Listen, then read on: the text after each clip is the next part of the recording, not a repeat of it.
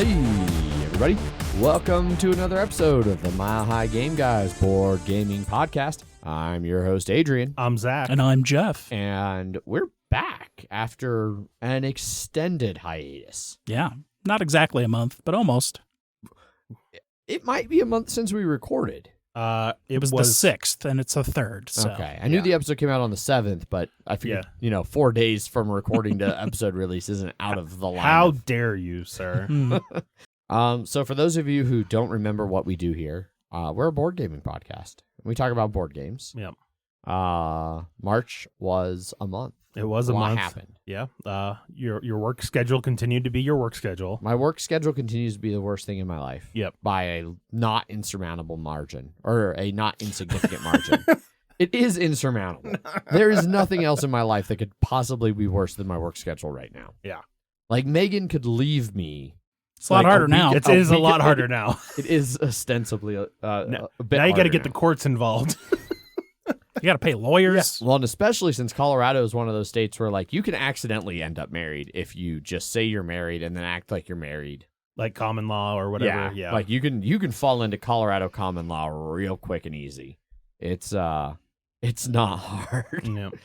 We're the Wild West out here. Mm-hmm. We're actually, and it's important for me to say this, since we're talking about this on a recorded line.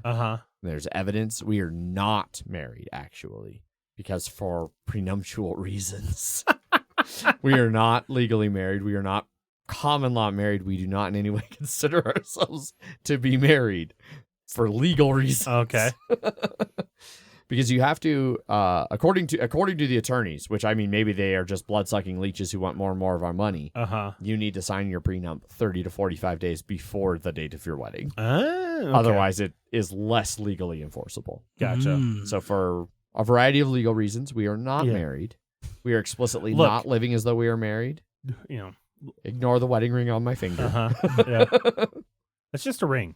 It's just a ring. It's just a ring. I just happen to wear it on that finger. Yeah. It's the one it fits on. Look, just stop trying to steal Megan's money, and then it's fine. Ironically, so when we started this whole thing, the prenup was definitely meant to like protect Megan and like some of her money. And then since we started that process, she has stopped working for like 8 months, and I now make a lot more money than she ever did. So now it's like, okay, well, I'm kind of glad you made me do this, Megan, because now I'm well protected. But anyway, that's not board game related. So that might be considered an engagement period. God. If only it didn't work so perfectly. I can't give you a win. Damn it. All right. So it's been like a month. Breaking the hiatus was a mistake. Just another week. But just can't. We never shut it down. should've. Yeah, just shut it down. Never should have. Never been a better time. I love it. I think it's early enough. I think we can just annul this episode. Yeah. Great. Yep. Yeah, my mic's a little quiet. We need to restart and erase all evidence. All right. I spilt this beer on your computer, Adrian. Oh, no. It's an open vent top. Jeff has experience with beers and open vent top. Yeah. PCs. I do. All right, so let's talk about what we've been playing. I'll give you some kudos on that. Wes. Oh, that is not there. Well, there we go. There it is. No, I am. God damn it, Wes. That's good. No, I do not currently anticipate going to BGG Con. Boo. Yeah. Anyway, board games. Zach, do you want to start? What have you been playing in this last month that you would like to discuss? So the most recent thing I played is Wes and I finally got our copies of the Hanamikoji expansion sequel, Geisha Road. But even before that, you could also get the 7 mini expansions for the base game of Hanabi. And we were at a new brewery, or not new, it was really an old one, Comrade, because we had been there like 8 years prior. We've never been to Comrade. We did it once or twice in the very, very beginning, I remember. I don't think we've I ever remember, been to Comrade. Because they always had trivia on Wednesdays. I remember we went there once, maybe twice. I think you're confusing it with somewhere else. I would not have gone there over, like, if not otherwise in the beginning. Anyway, regardless, we went to Comrade, and which is very, it's southeast of Denver in comparison. So it's one reason why we hadn't gone that it hasn't been a place for a while. Besides, especially since the center of gravity for the game night has shifted northwest. Yes. But I got there and I wanted to try out some of these mini expansions because I haven't learned Geisha's Road yet, and I was just like, I don't feel like doing it right now. Sure. So we played a couple games. We played this game called Time Chase, which was a trick taking game, but it would with time travel. Okay. That had because you could play up to 6 people on this one. Everybody's playing a trick, and it's like a normal trick taking, but then there's like an actual timeline that at the end of the first turn, everybody's figure moves forward, and then there you see a record of what was the card that was led, and then what was the card that won the trick, and then there are little tokens that you can get, like time crystals, that you can spend to go back in time, and then when everybody else is playing the present trick, you're in the past, and if you play a card that's better than what won last time, that trick then becomes yours, because it's about winning. This is Hanamikoji? No. Sorry. This is before Hanamikoji. Okay. Yeah. Gotcha. I was like, why is there trick-taking games in Hanamikoji? I had forgotten that we had also played Time Chase, was a new game. I see. And I had played it before Hanamikoji. Okay.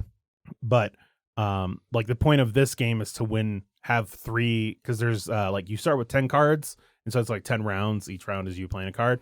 And if you have ever won 3 tricks through the entire game, in a row, or not in a row, but you have 3 tricks being won by you currently, then you win at the end of the round.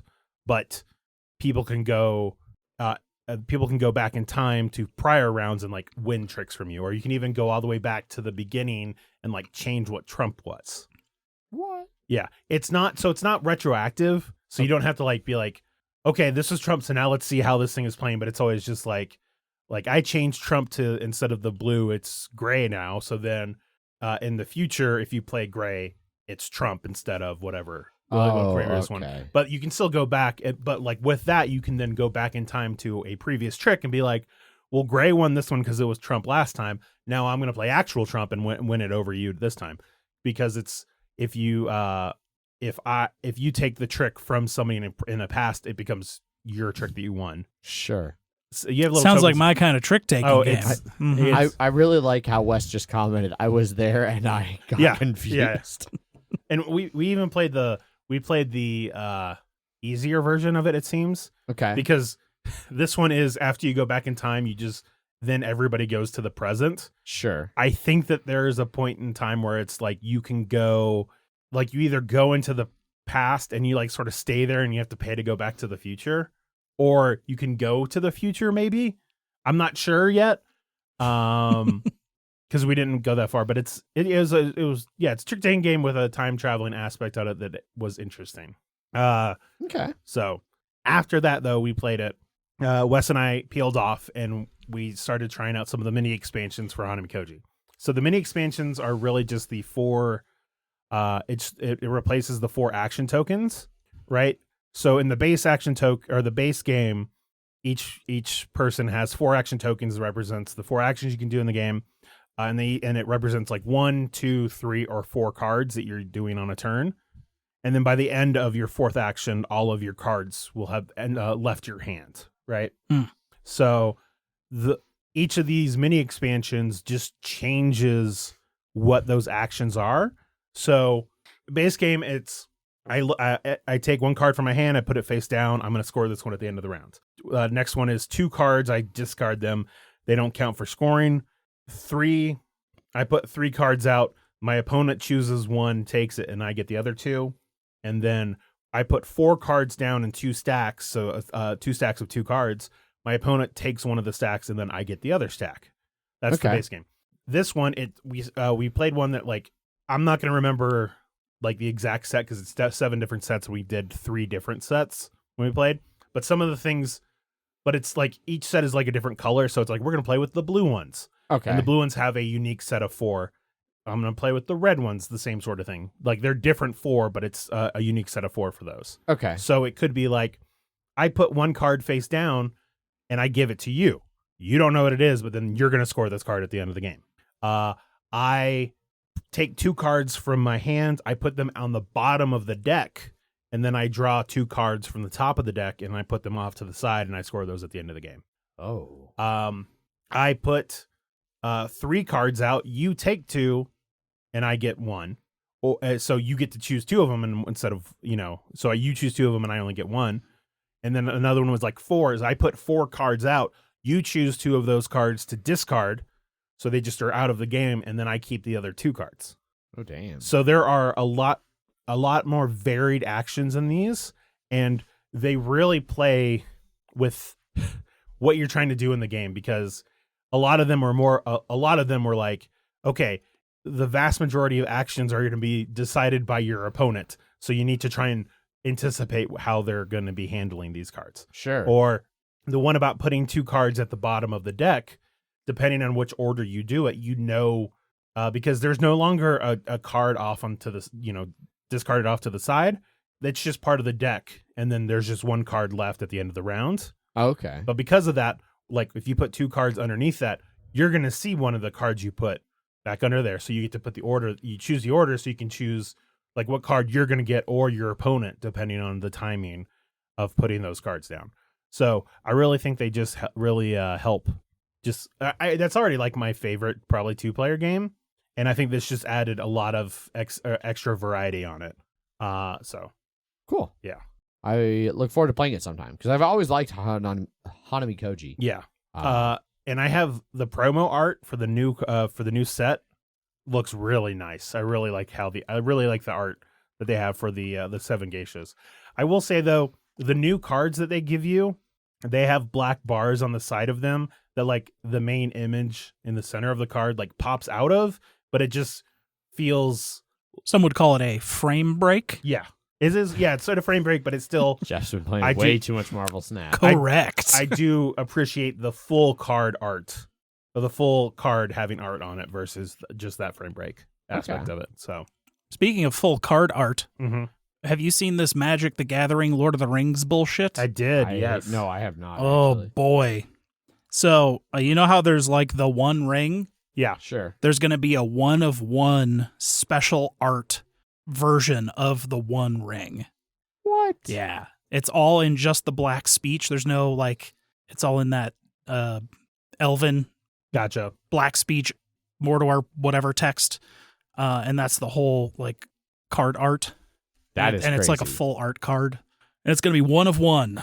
There are other like versions of that. Like Sure. there's the standard like mythic version that's like your standard Magic the Gathering card, but there's only going to be like 1,000 of those or something like that. Right. And then they did like 3,000 of the Elven, 9,000 of the Rings of Men, and like 7,000 of the Rings of the Dwarves. They're at least playing into it. Yeah. So that's good. But there's only going to be 1-of-1, and people are expecting it to hit 7 figures if someone ever gets it. That's kind of crazy. Because So you're saying I should probably buy 1 pack just to see? So you can only get them in the collector's foil packs that are super fancy and expensive. They're like over $15 per pack. And I mean, they come with like foil versions of all the cards and stuff, but those are the only packs that it will come in. Gotcha. And it's 1-of-1. 30-ish. Kind of Wow, crazy. okay. 30-ish per pack. Jeez. Okay. Holy shit. I mean, but look, you spend $30, you get a card that's going to be worth 7 figures. That seems worth it. Yeah, totally. You're going to be the one that gets that. Yeah. Guaranteed. I know those booster boxes were going for like $380 or something like that. Maybe I was thinking that it comes with 15 boosters in that box. Gotcha. Yeah. Okay. I think they're going for well over $400 now. And it's pre-orders. Yeah. They're not even, it's not out until June. Screw all of that.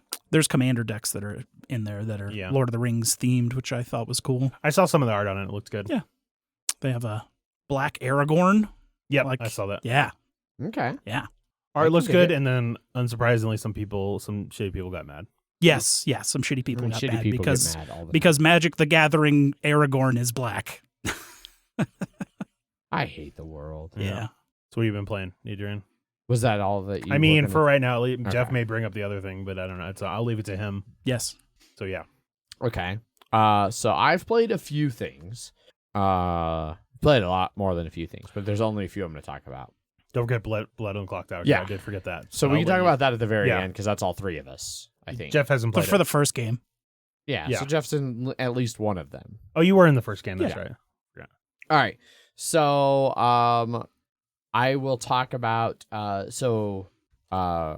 really briefly played some You're right there? No, Dylan just started. I was adjusting camera shit. And Werewords Deluxe Edition. So I had seen Black and Red post a pile of counted games, and one of them was Werewords. Oh, damn it! And I was like, "Fuck yeah, I want that!" And I ran over and I picked it. No, because it was just base Werewords. Oh, so for those of you who are wondering the differences, base Werewords has nothing but villagers and werewolves. Nothing. So I put that into the raffle pile. So that got raffled. Because it's still a fine game, but not as good. So then driving up to the wedding festivities, stopped at Black and Red to see if they had Werewords Deluxe. They did not.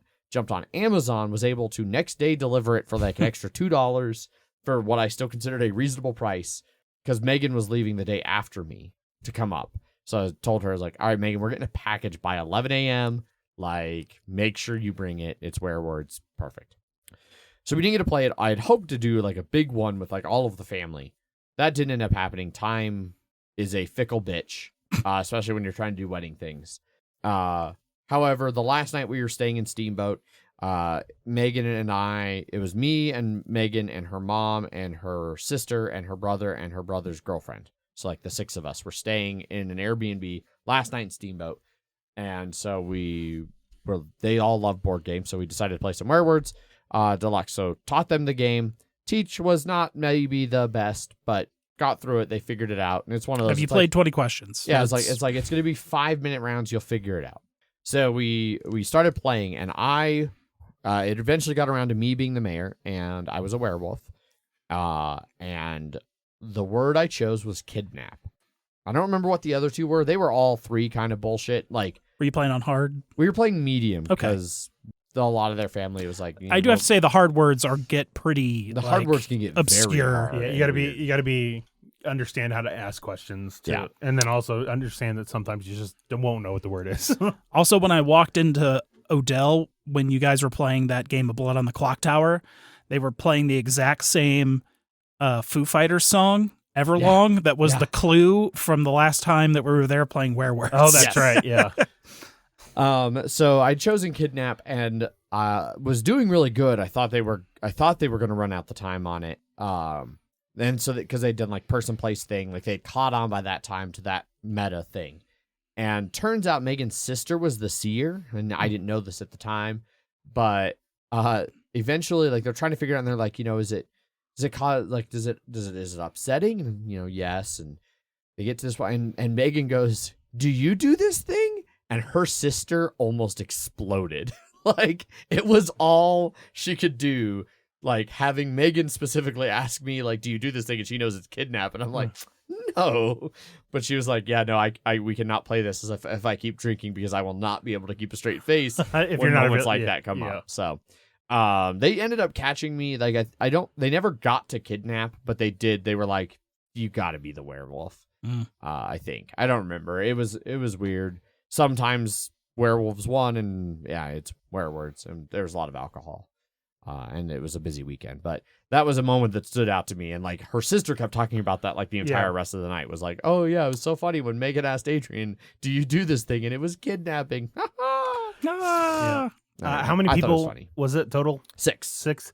I feel like that's one of those games where it's like I don't really want it to get like more than like 10 maybe. Yeah, but there's so many roles in there that we aren't using because of the low player counts that I'm curious about trying some of those out. Yeah, seeing ways to rotate them. And I also feel like 6 is I would maybe play 5, but like much below that it starts getting like, because even at 6 it's one werewolf and one seer. There's not even an apprentice. Oh no, I think two werewolves usually like works best, but it still works at that lower play count. I did just buy it, by the way. Oh, nice. Because it kept being one of those things of me going to Black Red to see if they ever had it. They didn't, and then I'm always just like, I never have it. Was it ever at the Wizard's Chest? I don't know. Okay. I'm never in that part of town. That's I love the Wizard's Chest. I just drive there and go there to shop there. I mean, that's fair. Yeah. Yeah, I remember them talking about them playing at 3, and it seems like there's sort of this like anti-meta that you're trying to figure out. Win, lose, banana. Yeah, pretty much. Yeah. Other than that, we didn't get to play a lot of board games like with the overall wedding thing, because it was more snowboarding and mountain town fun focused. We did play some other games, and Megan played some games with them. Like her sister requested to bring Welcome To, so they played some Welcome To. I didn't play. I think that just changed publisher too. I think Deepwater dropped it. Yeah, or got dropped. One of the two. Could be. Yeah. You've run out, like your interest in that game sort of ran out, right? Kind of. There's like a zillion versions of it now too, right? Yeah. Like I know my coworker CJ, he had brought Welcome to the Moon or whatever I rocket one was. I played that one. I wasn't a big fan of it, but I couldn't also tell played if that was actually supposed to be a sequel or I want to play it. Like I think like it could be good. If you do, like, don't play like the beginner one, because there's like so many things you're not using that it just felt really like, what's the point? I'm just and then like there's some Cascadia got played. I raffle stomped at Cascadia. I kind of felt bad. I was almost starting to do like the complaining thing too, because like I didn't get any eagles the entire game, and my salmon were really bad, but I did really good on like the other 3 things to where I won. And my habitats is what really won it for me. But I was bitching about like, I just want some salmon. Like you both have like 7 runs of salmon, which is of course why I'm not getting any salmon. And Megan was like, Adrian, you're doing it again. I was like, well, I mean, I'm probably going to win, but I still want some salmon. But what if I won by more and you lost by more? Her brother and his girlfriend stayed a little longer, so they came to game night this past Wednesday at Comrade that Zach was talking about. We played a few games there. The one I'm going to talk about, we played Legendary Encounter Alien. So Cass, his girlfriend, is like kind of really interested in board games, but she's really new to board games. So like she's really interested. She was super excited to get to come to game night. Has like played board games every chance she's gotten the entire time that I've ever hung out with her. So we were setting it up. And it was like, okay, does anybody have a preference for a movie? Like, what's your favorite alien movie? And like, all 3 of them weirdly were like, well, no, they're like, I think I've seen Aliens, but like, we don't really care. We don't have any connection to the IP. Resurrection is my favorite alien movie. That's what I was worried. Said that. Okay, I was like, what the fuck's wrong with the family you just didn't marry into? No one said that. No one said monsters. So I was like, okay, well, since none of you care, because for most people, they're like, Resurrection is fucking garbage, and I want nothing to do with it, even playing that scenario. And I was like, so none of you care. I am fine with Resurrection as a movie, like on its own. It doesn't, whatever. But she hit the basketball hoop with a behind the back basketball shot. She did. So Ron Perlman's reaction of like, holy shit, was real. It was. Yeah, I know. Yeah. Because they were supposed to. They were planning like a shit ton of takes, and then she just drained it. Anyway. Joss Whedon did the screenplay on that. Great. Yeah. No wonder it sucked. Yeah. So we played that scenario, and I am pretty certain that it was an intentional decision by the designers to go, Alien Resurrection is the worst of these 4 Alien movies, so we're going to make sure it's the worst of these 4 scenarios. We thought we were crushing, so we did the like new player, don't put anybody in the complex for the first round. Well, how many people do you play? 4. 4? Oh, okay. And so we rolled through the first 2 objectives. Like we had finished the first 2 objectives, like I think halfway through the objective 2 part of the drone deck, or the hive deck or whatever. The problem with that is that we were still pulling objectives from like the drone deck that got shuffled in randomly, and objectives from like the events, or the events. Yeah. The events from the middle portion. The second objective, and then we started getting events for the third objective. So when you get to the third objective, though, that objective's event title is like you replace the leftmost person in the like buy row with that event card. So it starts filtering out how many you can buy. And so we reached a point where there were just no more cards we could buy. So it was like, all right, well, I hope you have a good deck. The only thing you can buy now is sergeants. So good fucking luck. and our decks were not equipped to beat them. There's I don't remember what his name is. He's the asshole from the movie who like loves the aliens. So he comes out, and if he's face up, you can't attack the Queen Mother or the newborn. You have to win, you have to defeat the Queen Mother and the newborn. The newborn, if it gets into the combat zone, deals 2 strikes. Or no, I think it might have even been a triple strike. I think it's a triple strike, yeah. So it was a brutal one, but you could pay money to have it attack other things in the combat zone. But we couldn't buy any more cards, and one of the hazards had made us discard every card in our hand that had a money icon. So like Megan, who had went mercenary, which turns money icons into damage, had a hand full of damage and her mercenary card when that came out, had to discard all the money cards, and then just had the mercenary cards like, great, I can use money as damage. I have no money and I have no damage. This is the only card in my hand. I'm fucked. We ended up at 2 different points, had face huggers where we're like, no, we're not going to even bother killing the face hugger because the amount of time we have left to kill these people is less than the amount of time it will take you to have the face hugger hit, get the egg in your discard, shuffle it, and then redraw it. It was, and finally we were like, okay, there's no way we can win, right? No, there's almost certainly no way we can. Okay, we're just gonna stop and put it away. So we did not actually finish, but it was bad. I did not enjoy it.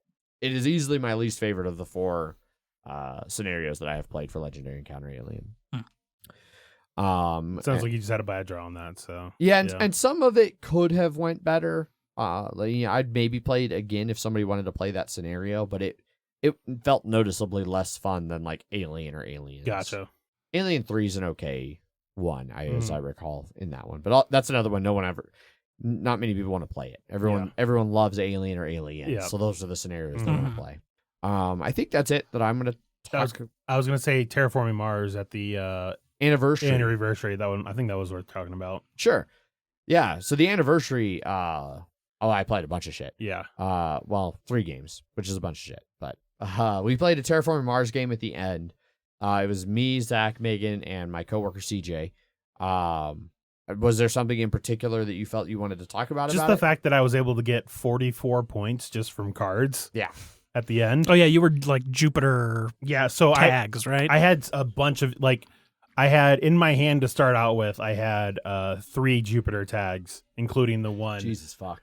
Yeah, well, and I didn't realize. Did you have the Jupiter tag corporation hand. too? No, okay. no. I discarded that. I did have a corporation that had a Jupiter tag, but it wasn't that one. I see. I had one of the ones that I think was like a corp that gives you like Jupiter tag bullshit. Yeah, but I discarded it. No, because I didn't have 3 in my fucking start. Yeah, but because like those are the type of cards that you see them, and you're like, okay. I got to figure out when I know the game's going to end, because then I'm going to start playing them. Otherwise, they're in my hand, and this is where they're fucking staying the entire time. Because as soon as anyone sees any Jupiter, they're like, fuck it. Get it out of here. Get it out of here. Get it out of here. As soon as they see anyone's collecting it. So if you collect it, it's got to be behind closed hands. Yeah. But I also was able to get the Imperial fleet out, which about like getting titanium for points. Mm-hmm. I was able to get that out. Fighters or something? Yeah, fighters. Yeah. Second turn. And I had 8, and I was able to score that each round. So I got 8 from that because we finished on the 9th round.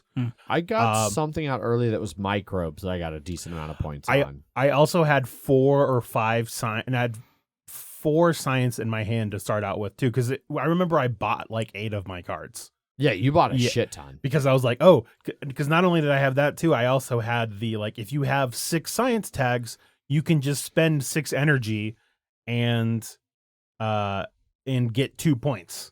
And I also had the science thing that was like, if you get 5 energy, you can, or if you have 5 science, you can build this. It gives you like 6 or 7 energy production. And then it's also worth like 3 points. So it was a lot of like Thor something. Yeah, something like that. But I was just like, I just need to get science shit, and I need to get Jupiter shit on the down low, and just not really contribute to the board in and of itself, which sort of sucked because that's what my role was about.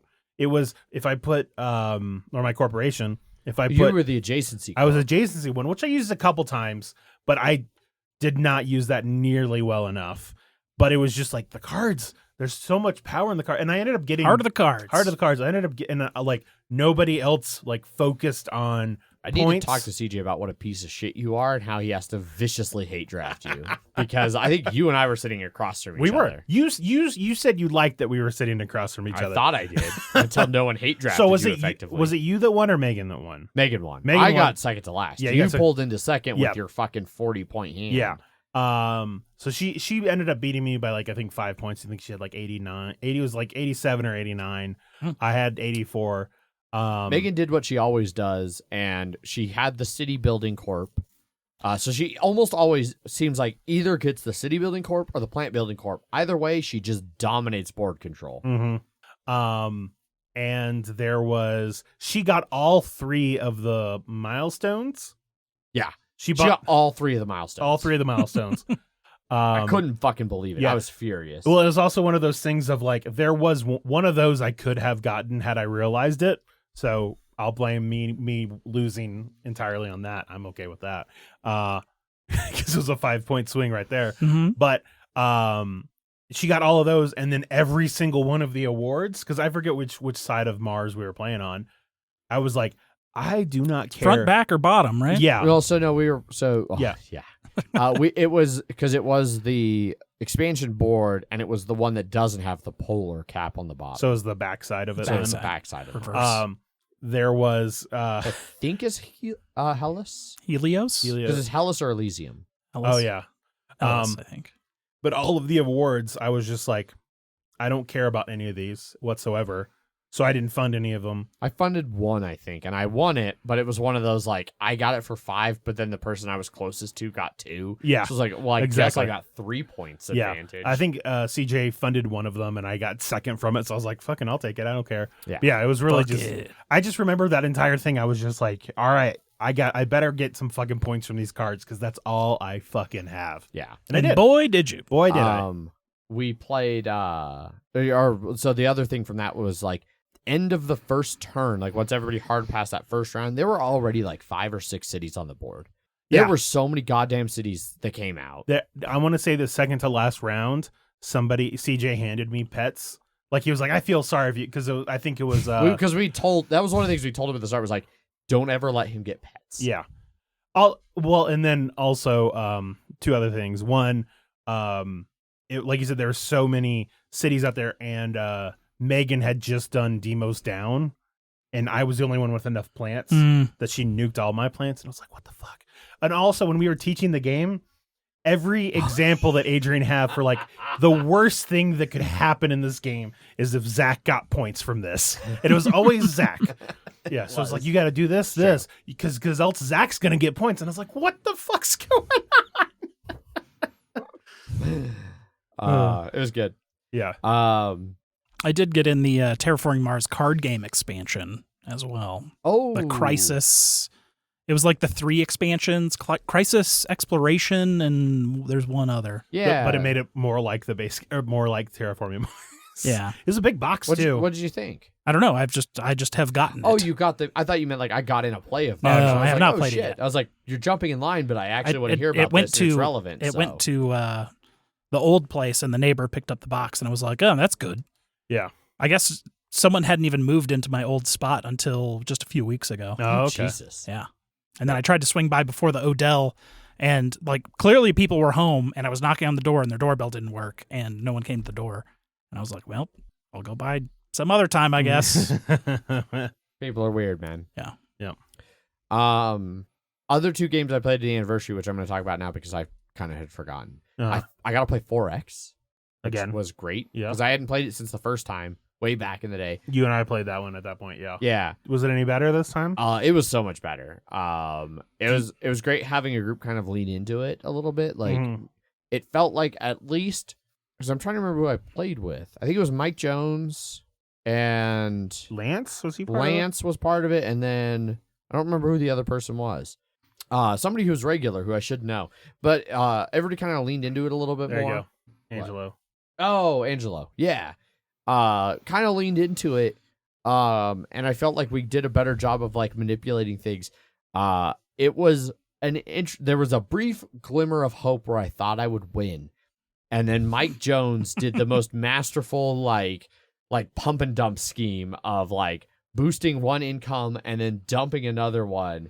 and it was like, well, there's just nothing I can do about this. Like we were just opposite enough in currencies that the one he dumped hurt me enough that the one he bumped didn't help me enough. Like, but I tried to kind of like tag to him.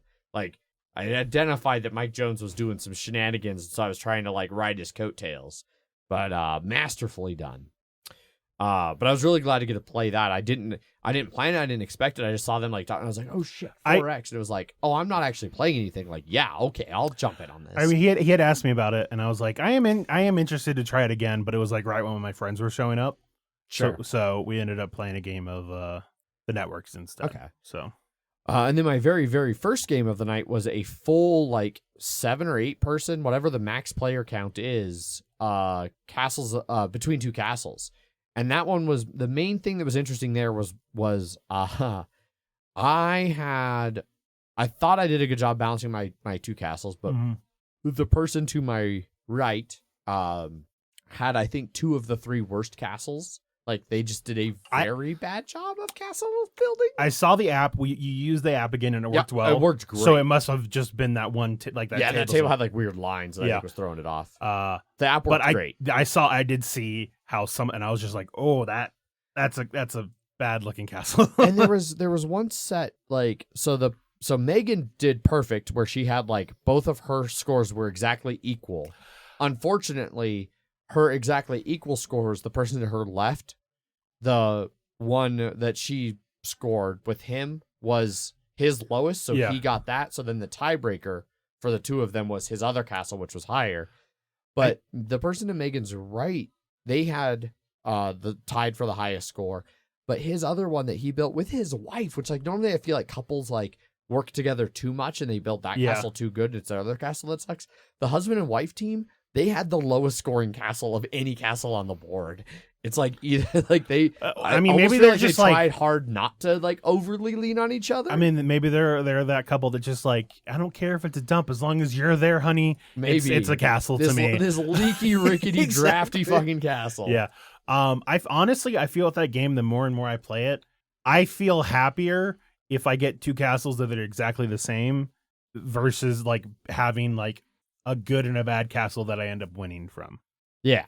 Because I feel like there's just something about being like, you want me to have 2 good castles? I've got 2 good castles. I did my job.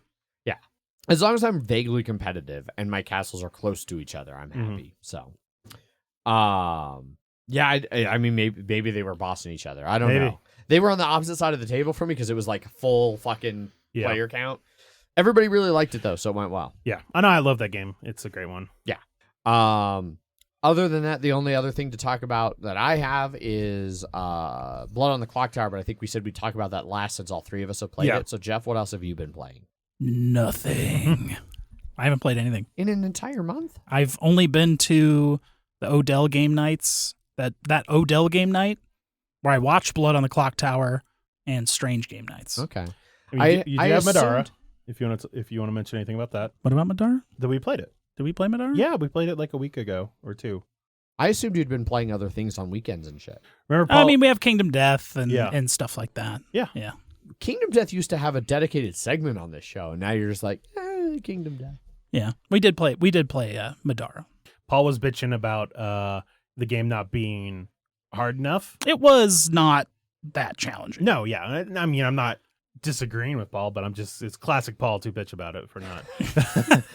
Wes would like you to not remind him. Exactly. So we found like the game has some variants that we tried out, specifically just if one person has to go somewhere to exit it, it's that everybody has to go there to exit it. And even that changed up the difficulty quite a bit because before we could send someone super mobile and be like, all right, to the exit, boom, scenario done. Now we have to get everyone there. Yeah. Which takes a lot more time. Yeah.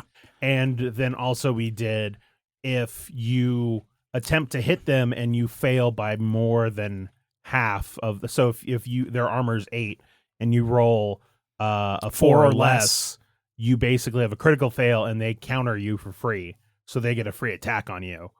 And that definitely had a couple times where I ended up getting hit. Also, we found out that Paul was reading this card wrong and he was giving out way too much healing. He's only supposed to do it once per encounter instead of like. So he did twice, but that was like 4 tokens of it. Mm-hmm. But that having half the healing really affected it. And then we started encountering some harder bosses and shit that we had our first time of Thursby. Thursby got knocked out. He got defeated, so that was our first person getting defeated in an encounter. And he was at full fucking health. I went around this corner, saw like two or three enemies, and I was like, I'm at half health. Thursby's at full health. Surely he can take this damage. Nope. I ran behind Thursby, and then Thursby fucking just got demolished by these guys. Nuked. And then I later, when we were fighting the boss, got ultra nuked. I was killed from full health to dead in one like full action of the boss. Yep. Speaking of Thursby, on a scale of 1 to 10, with 1 being not at all the same and 10 being nearly the same person, how similar do you think Thursby and Tom Photos are? Not personality-wise at all. I would say I would give it a 2, maybe 3. Yeah. What about just like straight appearance-wise? I mean, closer. I mean, they're white they're dude both in white glasses. Dude. Yeah, exactly. Yeah. Because bearded. Apparently, I learned at Odell. So like, I was coming down the stairs getting a beer, and Tom Photos was walking in, and I was like, "Hey, what's up, Thursby?" And like, and then I went over to the bar, and I was ordering my beer, and he came over, he was talking to me, and he was like, and he said something. He's like, "That's the second time you've called me Thursby." And I was like, "What are you talking about?" He's like, "You called me Thursby at the anniversary, bro." He's like, "What is my name?"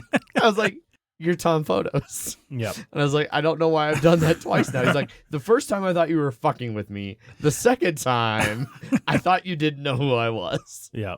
I was hoping you guys would back me up that like maybe I had an excuse, but then you're like, "No, they're not at all." Yeah. Maybe at a glance. Yeah. Megan bought it that they're both generic white dudes with beards, but that's like 80% of our friends. Yes. And glasses. And glasses, yeah. They're also like two friends I age. mostly know through Yeah. Anthony. Yeah. Like, there's other like avenues of similarity there. They fit a. You they both- do fit a Thursby similar didn't niche. come through Anthony. Did he not? No. I think he just showed up one day. Really. See, I You- associate we Thursby refer, very we- closely. You with refer to Anthony. both of them not by the standard first name. True. Yeah. Tom Photos, Thursby. Yep. I don't know how Jewish Tom Photos is. Yeah, I don't Thursby, though. Yeah. Very Jewish. Yes. So, well, I guess since Jeff didn't play anything else, we can just Midarra. Yeah. talk about. I got nuked, and then I sat there for like 35 minutes because there's nothing to do while you're dead until a different monster spawned, and then I controlled the monster. Yeah.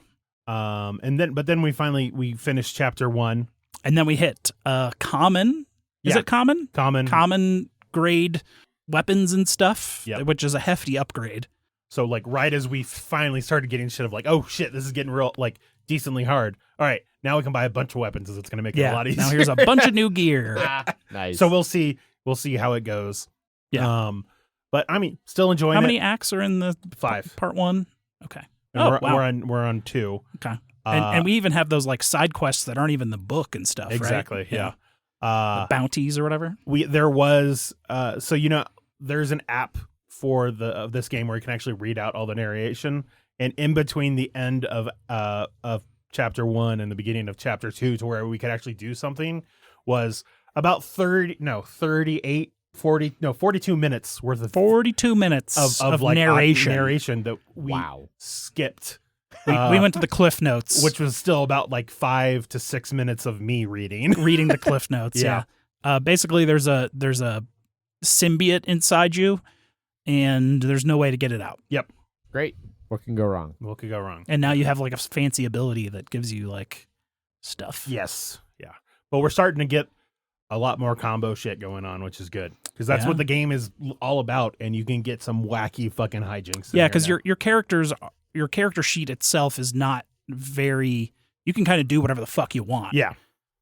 There's only some skill checks and stuff that are in there, but that has little to nothing to do with combat at all or weapons. It only has to do with like scenario interaction. So like if you ever have to like jump across something, stuff like that. Yeah, I did attempt. I did attempt to jump across a 1 space gap, or it was a 2 space gap by myself for the second time, and I also basically failed for the second time when I had done that, and no one could have saved me. And then I realized that I had a card that let me re-roll that, and then it was fine. Okay. But it was he tried to get me to jump over it, and I was like, you know what? I'm gonna walk around. No, I was there though. That's the thing. Nobody else was there for me. and then you ran away, and Thursby died after you spawned all the stuff by jumping over the pit. Once again, Thursby was at full health. I knew I was gonna die. I just didn't think he was gonna die. But like the big combo that I'm a big fan of that I'm doing now is I can pull health or damage from other people and give it to myself, or give damage to other people. Like it's like health. I'm swapping health with people. So if you had like 5 damage and I had none, I could just take your 5. So you're at full health again. Or if I was at like 1 health from dying, I could give you like 10, and then I'm like at half and you're in half. But I have spells that are like do damage based off of how much damage you have. So I can just be like, I'm a spellcaster, so I can stay behind the tanks, and the game is pretty good at you can sort of see what the enemies are going to do, because it's based off of like it's at like, you know, it's like an if then. Yeah. If are there enemies within close, so you can try and you can tank pretty effectively. And so it can be like I can take all the damage from the tanks, and then I can do a lot of damage from me taking damage, and then Paul can heal me.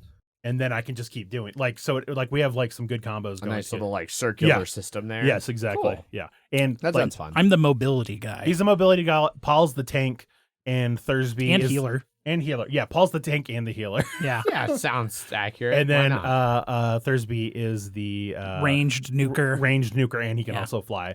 But but Paul, when if he heals himself, it costs him like an ability point. It's called a stamina point.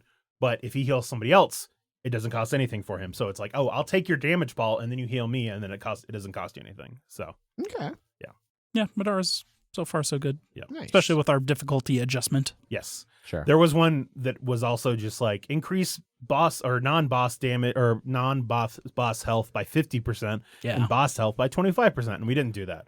And we ran into a boss with like 150 health. That's the one that nuked me. Yeah. Oh, great. And then they ended up killing it. And Paul got a cool shield. Yep. Which was its mouth. Yeah. Mouth shield. That sounds like Kingdom Death stuff. Yeah. It was not too. It's anime. It's anime. I mean, Kingdom Death is very anime. So, sure. But like this is like we're not even pretending it's not. Yeah. So. Okay. Cool. And then Blood on the Clock Tower. I think Blood on the Clock Tower. Yes. So for Blood on the Clock Tower, Zach, you've only played the 2 games, right? I played it twice. You played it. Okay, so you and I have played it twice. Jeff played it once. Yes. Correct. So first game was at Strange. So Paul has purchased Blood on the Clock Tower, and has this is like a $150 game. Yeah. Like $150 Werewolf is like how it's sold, and it was like I've been vaguely interested for a while, but I was like, there's no fucking way I want to spend that much money on Werewolf. Like you can't convince me it's worth it. So then eventually we convinced Paul it was worth it. I don't even know who convinced him. Yeah, I don't know where at one point I messaged him and I was like, hey, Paul. Like, and I sent him like a link, like, because he's easily one of our most disposable income friends. Oh, definitely. Mm-hmm. But even then I was just like, he's disposed his income on a whole side business of a wood shop and still buys Blood on the Clock Tower. Yes. No, that's... I do agree. So Wes just said in chat, and selling it as different Werewolf is a disservice, which I agree. And having now played it a couple times. And we can get into that later. Yeah. But he at one point he's just like, all right, I bought it. Let's try. And so we're like, okay, all right, we'll try it out. Well, and he got really excited about it in like the Slack channel about like, oh, I got this. Like we got to like reading through it, like learning about it. Like I'm really excited to run this. And like that's also a little bit weird because like I don't think Paul ever ran Werewolf. No. Like I don't remember like when Paul joined relative to the decline of Werewolf. Even when I joined, the Werewolf was on a heavy decline. Was it? Yeah. Because like. He is. Yes. Yeah. Paul is still very, very excited by it. So we did our first one at Strange almost a month ago. So everyone is very amazed by how much Paul loves doing this. Yeah. So we did it at Strange the first time about a month ago. And he had everybody kind of meet and like he went over some of the rules and like It is social deduction similar to Werewolf. There's good guys and bad guys. Good guys are like the normal villagers. Bad guys are the demons in this, not werewolves. Yeah. There is one specific bad demon called like the imp. In this one, it was the imp. So like one of the reasons why it costs so much is that there are like up to 22, 24 tokens in this like one set. And then there are like 3 sets. Each of them have... I think there's 4 total. There's a base and then 3 more. That are all unique. Yeah. Like they're like, so it's a ton of unique rolls. Yes. And tokens that are all very nice. And so like that was one of the reasons we're like, oh, this is why there's the grimoire that you keep it all in, that the it's host, like a big book. Yeah, and it's all felt lined, and then the back of every token is felt lined, so it sticks on the book very well. Yeah. Yeah, so like in Werewolf, you like deal out random cards, everybody looks at their card, and like then they kind of stick it in a pocket or whatever, which has led to like cards getting damaged or like lost or whatever, all kinds of shit. In this case, you're drawing a token out of a bag, a little cardboard disc. It's felt on the back, and you eventually like at the you draw it, you see what it is, and then the first night everybody closes their eyes and holds out their hand, and like the gamekeeper guy, which has always been Paul, goes around and collects those tokens, and the felt back sticks on the felt of the grimoire, and like so you can position them like in the order people are sitting and track all this information. And the rules are way more in depth than Werewolf rules. Like one of the roles that we haven't played with yet, that's like a bad guy role, is like the spy, and they get to see the grimoire, and like there's all kinds of things for like checking whether people are like the 2 people adjacent to you, if like the number of them that are good. You can tell if someone's sitting next to you that is evil. You know how many pairs of evil people are sitting next to each other. Yeah, like there's all. You could be handed a roll that you read and be like, "Hey, this is my roll," but actually you were the drunk, and you don't even know that you're drunk, and all the information you get is wrong, and or random. Like misleading, I think. It's almost all misleading. Because like the game master decides. Like the game master, and Paula said, like, depending on the game he's done it in some ways where he's like, whoever draws this is going to be the drunk, because I think that's funny for that role to be the drunk. Other times he's talked about like starting to like when he realizes who else playing, being like, oh, Adrian is going to be the drunk no matter what he gets. Yeah. And then the information he gives will be whatever he thinks is the like funniest or best. Yeah. Which I know is one of the things that like Wes has commented, like he doesn't love that the information isn't perfect. Like Werewolf, everything is perfect information. Everybody has very concrete roles. No one gets wrong information. There are multiple, like one of the bad guys in the scenario we've been playing, the intro one that we've played a couple times, is the poisoner, and the poisoner can pick somebody at night. They're the very first person to act at night. They pick somebody.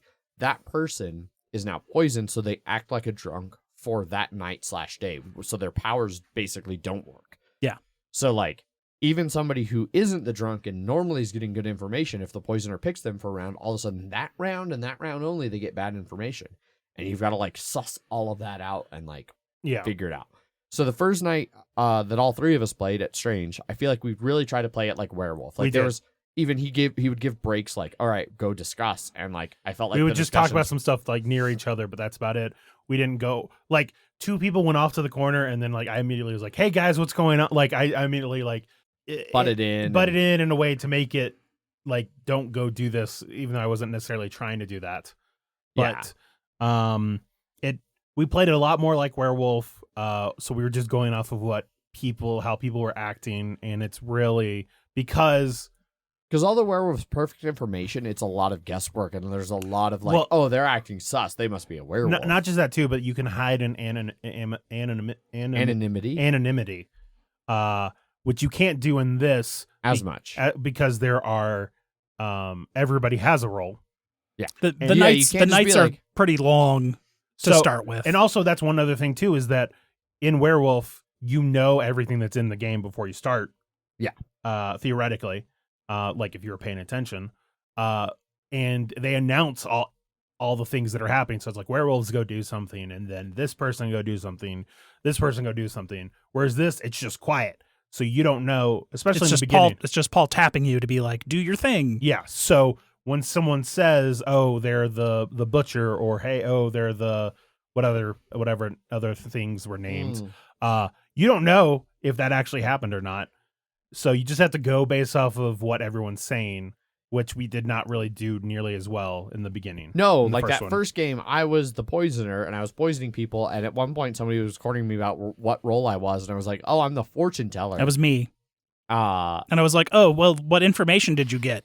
Yeah. And you just kind of fumbled through and couldn't remember. I don't remember. And I don't really, these two people were like, this was good. And then no one murdered me. And I should have just immediately. I nominate Adrian to die.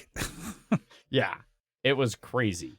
So the first time I felt like it went okay. It went okay. Also, Paul got some pretty important things sort of wrong in the beginning. I didn't get a poison the first. Like, poisoner is supposed to be a poisoner from the get-go. Mm-hmm. So like the literal if there's a poisoner in the game, you can't trust any information you get ever. Yeah. Even that first round. Yeah. Megan was supposed to get Undertaker info that she didn't get. Yeah. So there was a good amount. I think Kaiser was the chef, but then he showed the wrong person. So Ryan was next to him, and so he showed Kaiser that he was an imp when he was really the chef. And Ryan, so like they already got their information switched up there, but then also the imp gets shown 3 roles at the beginning of the game, and you know as the imp that those 3 roles are not in the game. Yeah. So that gives you something to pretend to be, and then also try and disseminate information to the other bad guys as things to claim to be. Yeah. So that didn't happen in the first game. Well, it did, but the imp had no. Well, that's what I mean. He didn't realize the imp saw that, but he didn't know what that meant. So, and I think we just killed him almost immediately. We did, because Thursby was the virgin. Somebody nominated him. Manny nominated him, and that immediately killed Manny because Manny was a townsperson, and then he knew his information was that one person was a bad guy, and the only person next to him was Kaiser, who was the imp. Yeah, and so they killed him.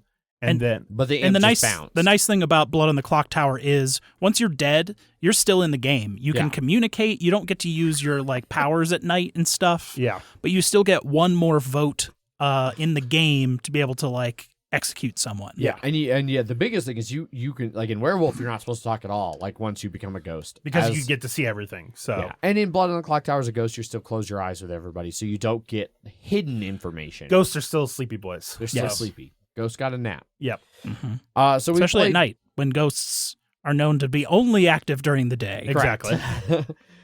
So we played this again 2 weeks later at Odell, and I feel like it went way better. People were much better about breaking off and talking and trying to strategize. That was Paul's third game, because he also played during anniversary, and it seems like some more kinks got worked out with there. Sure. He knew what to do and not to do, so it worked even better this next game that we played with Odell. Yeah. I continue to be a bad guy, so I'm 2 for 2 on being a bad guy, which I really have to do it a third time to cement that everyone thinks I'm bad, so that no matter when I play, I die immediately. Yeah. It's got to happen. Great. Bye, Jeff. But that one... Thursby was in chat, and we've been playing a lot of Hunt Showdown over the past couple weeks. It was my number 2 most played game. It is now my number 1 most played game on Steam. It just surpassed a Dota 2. Gotcha. We've been Hunt showdowning quite a lot. I think Dota 2 is going to be Thursby's most played for a long, long time, no matter how much you play this game with him. But this one, right at the beginning, you were 2 spaces away from me. There was someone in the center. I forget what his name was, but we all went immediately, like you're saying, everybody. He grabbed us and was like, hey, let's go get a drink. Yeah. And we need to talk about, and that was when I accidentally called Tom Photos Thursby. We were going down to get that drink, and I was having this other, and I just saw him, and I was like, oh, hey, Thursby. And it was not Thursby. Yeah. Anyway. So we went down, and he was just like, he said that he was the chef, or what, that he can see the 2 people next to him if there's any bad people in your life, and he's like, I don't see anybody. And we all just sort of I said that I was the Raven Keeper. We ended up just we were being a little hesitant and stuff, and then we're like, all right, Zach, I said the Raven Keeper. He said he was whatever he was, and you said you were the soldier. Yep.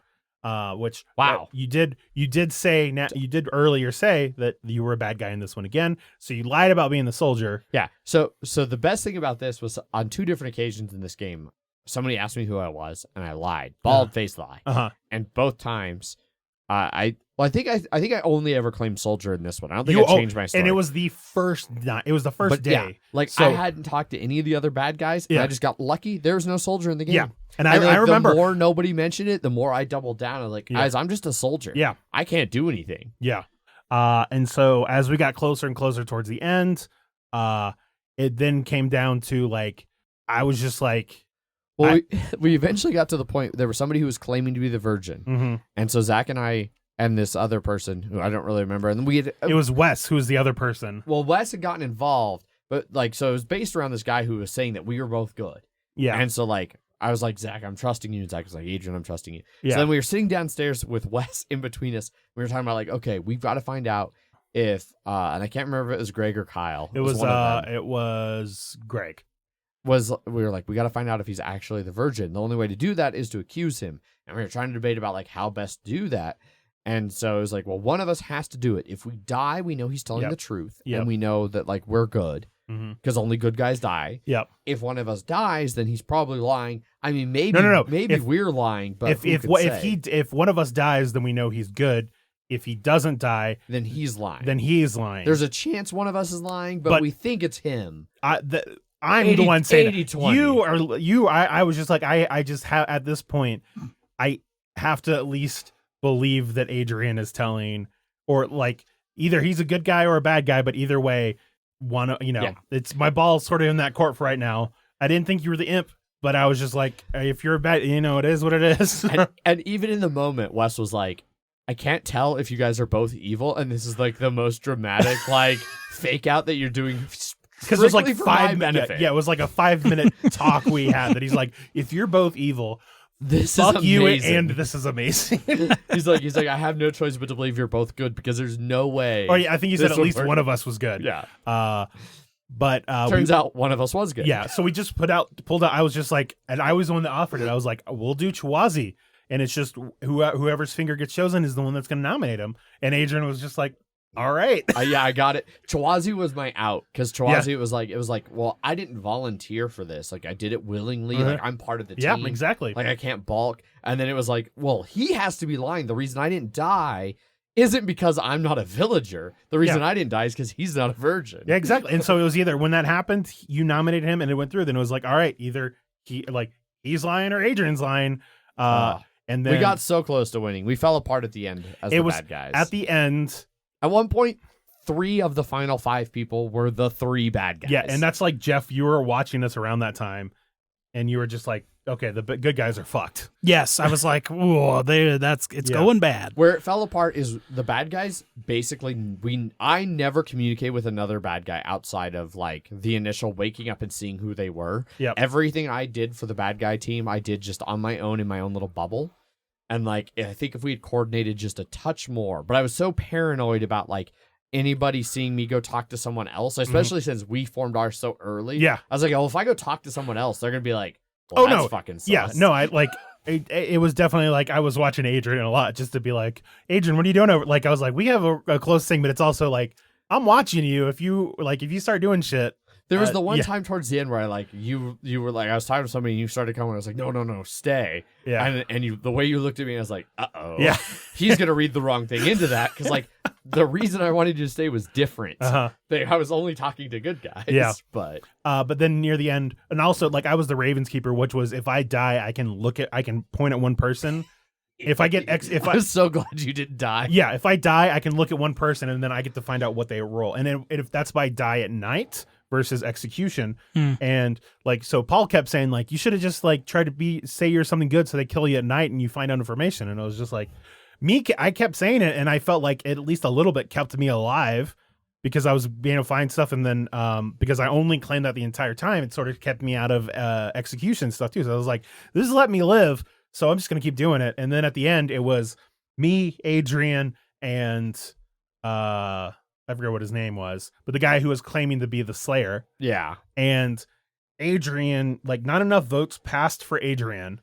Well, because Ghost can still vote. So Ghost saved the vote in the end. Yeah. And so not enough voted to kill Adrian. And then like they were like talking on me, like then we're like trying to figure out what to nominate. And then Adrian just kept talking. And I'm like, he is fucking trying to run out the clock of like trying to just like have everything just go through so that the bad guys will win, because they would have won had we gotten to the end. So I was just like, it's got to be if Adrian was the imp, he would immediately just start gloating, because that's what I would do if I was the imp in that situation and I was safe, because once you get nominated in a day and it fails, you can't be nominated again.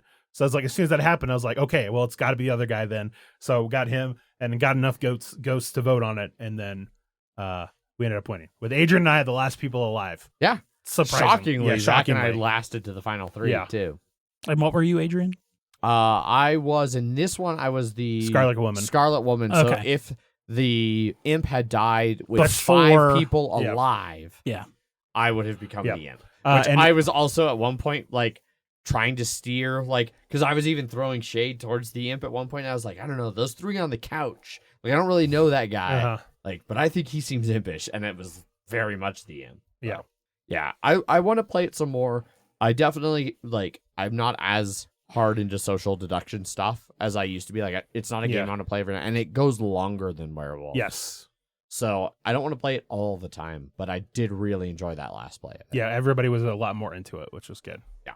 So, the Diablo 4 beta was a lot of fun. It was. So you guys talk about Diablo 4. I'm gonna run to the bathroom, but we're officially in banter. I think we're done, right? Yeah, we're done with. We should just be done. Be done with the episode? We can just be done. Don't you have things to do? He was going to talk about wedding ship, but okay. I didn't talk about it. Yeah. Okay. If you want to just do that, and then we can just be done. I guess that changes things. So yeah, so banter. I'll hold it. Wedding was really good. I have a ring on my finger. Anybody who's watching the stream could see it. I like it. It's a cool ring. Our wedding was pretty laid back. It was parents and siblings only. So everyone who's listening, who's like a close friend, is like, fuck, I didn't get invited. It was literally parents and siblings only. I didn't even get invited to my own sister's wedding in Cabo. Ouch. I'm sorry, buddy. I didn't get invited to that wedding either. I didn't either. Yeah. So it was up at the wedding itself was at Bluebird Backcountry, because we do Bluebird. I've talked about it, I think, a decent amount on the show, backcountry skiing and stuff. So we went and stayed in Steamboat. The morning of the wedding, which was Sunday, we drove from Steamboat over the pass to get married. It was a nice little ceremony. We did it right at the entrance there, and then we skinned out on our split boards.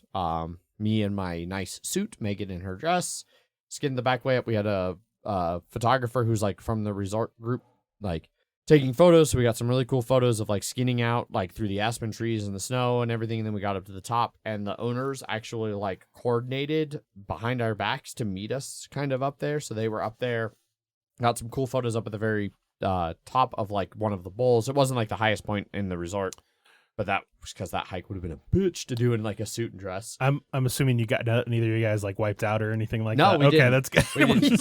We're like, cool we're gonna do this very conservative route. I was thinking, I was like, did they take their stuff up there and change in the middle of the woods? No, we skinned all the way up. So like, because we were joking, like my shirt, my dress shirt that I was wearing for the wedding was a cotton shirt.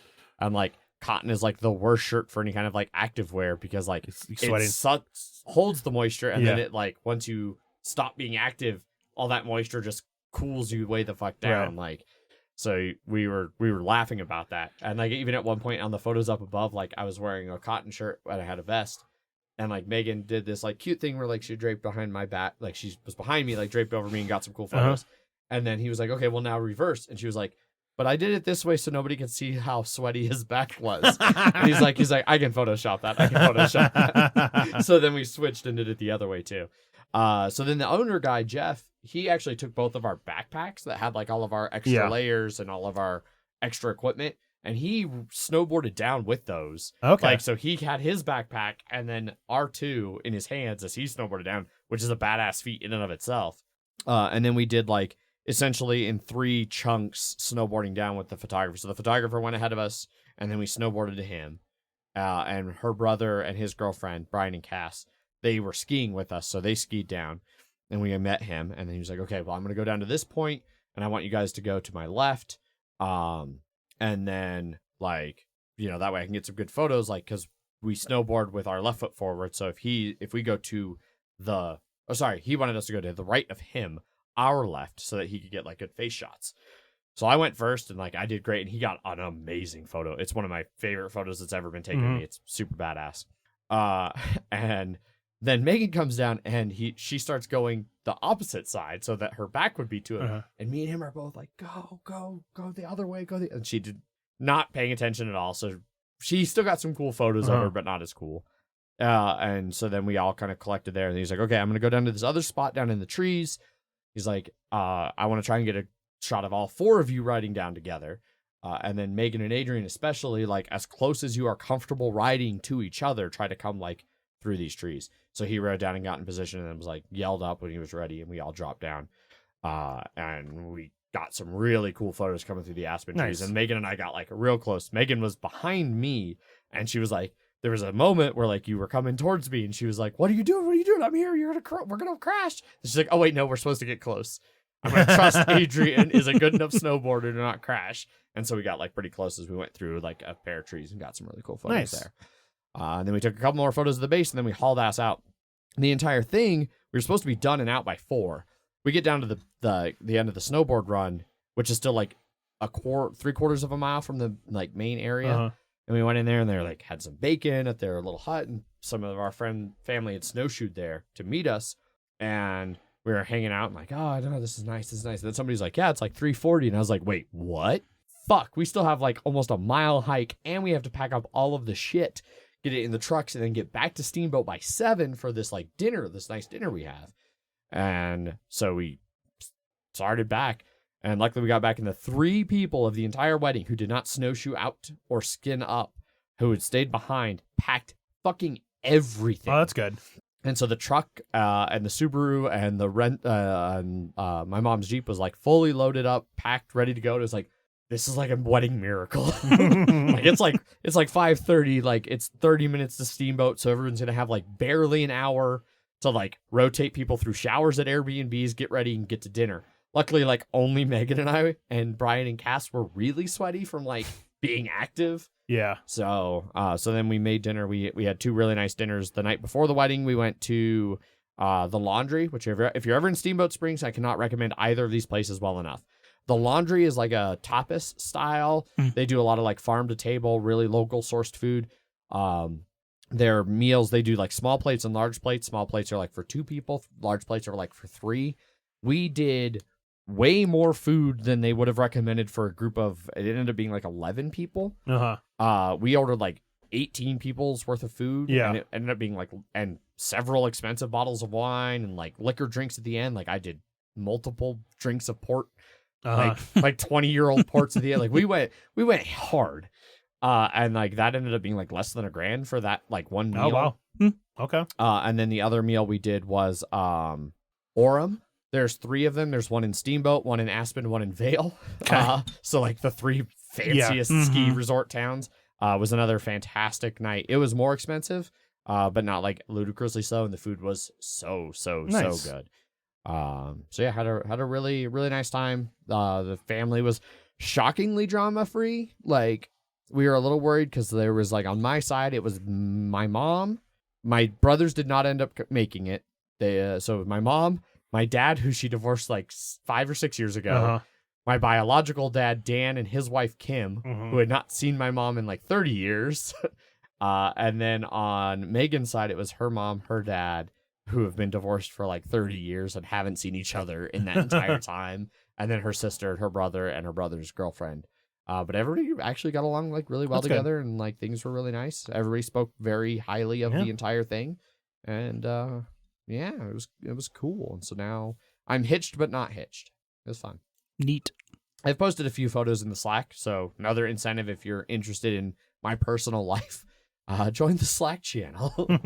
Although you only have like 20 days because now Slack has changed. It's not like number of messages, it's time. So that's dumb.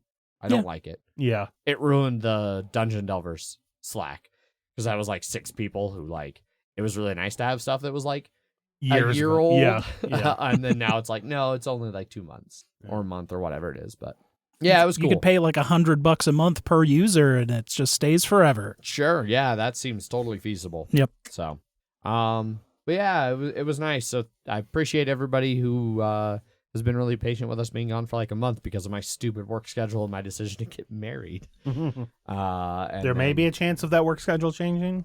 Maybe? There may be.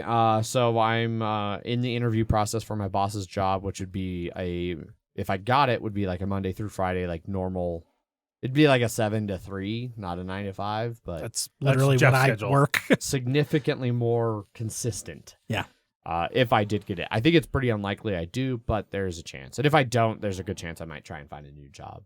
But that will be another months-long process, I'm sure. So hopefully the schedule will fix itself in the next several months, but we'll see. Yeah. But we'll be back next week. Yes. Yeah. I am off on a Monday, so we will still record, and things will still happen. MHGG is still on hiatus. We finished up our 3rd season, and we haven't quite figured out what we're doing next for Dungeon Delvers. So for now, you'll just have to enjoy Mile High Game, guys. Indeed. Yep. Cool. No listener feedback despite taking a month off. Well, there wasn't any. Slackers. Everyone's just on Slack. That gives us all of our feedback. Yeah. Well, we do have like one person who like on Twitter is like, "Hey, are you guys okay?" Like, yeah. Yes. Yeah. Just life has gotten really crazy this last like year. That would be Mark. Yes. I wasn't gonna out him, but yeah. Mark checks up on us occasionally on Twitter. We are still here. We are still doing things, and we'll keep doing things. Yep. Now in Aurora. Yeah, because now no Denver residents for Mile High Game, guys. We're all in Aurora. And we're in Arvada, but our game nights are in Aurora. Oh, that's what you're referring to. Yes. Sorry, yeah. Yeah. We've had 2 in Aurora in a row. Yeah. Mm-hmm. Bob still won't come because they're not in Denver. And I won't come because it's an hour 15 from work. We're not doing many of them because same. Well, it's just really far from where I live. If I'm coming from work, it's actually not bad. Yeah. No, same. Like the Comrade was, I think it was an 11-minute drive from work. Oh, damn. So, nice. Yeah. I was coming from like a whole dinner thing. Like there was a lot going on there. This one, I won't be at this Wednesday because I'll be snowboarding in Copper. We're too busy to do it at Avery. Yeah. Maybe. Well, just go up top. Yeah, there is the upstairs that could probably work because it's usually not open because it can't be staffed. But if it can't be staffed, I mean... Depends on how willing they are to let us just come down and order at the bar. Yeah, I mean, that's what we'd have to do. Yeah. But there wouldn't be any food runners. True. Which would be the problem. Oh, fair. Yeah. Cool. All right. Anyways, that's it for this episode. My bladder is exploding because I was going to go to the bathroom and then we ended up talking for 20 minutes. Yeah. I ended up talking for 20 minutes. 11 minutes. Sure. So yeah, you know how to get a hold of us. Join the Slack channel. That's the big thing. Yep. It's in the show notes. There should be a link. And maybe Twitter's done soon. Maybe Twitter might die any day now. Yeah. Who knows? If only. Please die.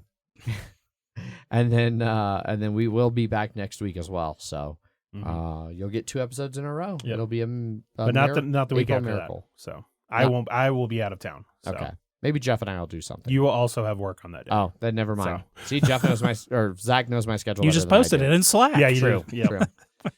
All right. Well, then, yeah, we'll be back next week, and then we'll be on a little bit of a hiatus again, but we'll keep you all posted. Yep. Thanks, everybody, for listening. As always, I've been your host, Adrian. I am still Zach. And I'm bi-monthly Jeff. Bye. Bye. Bye.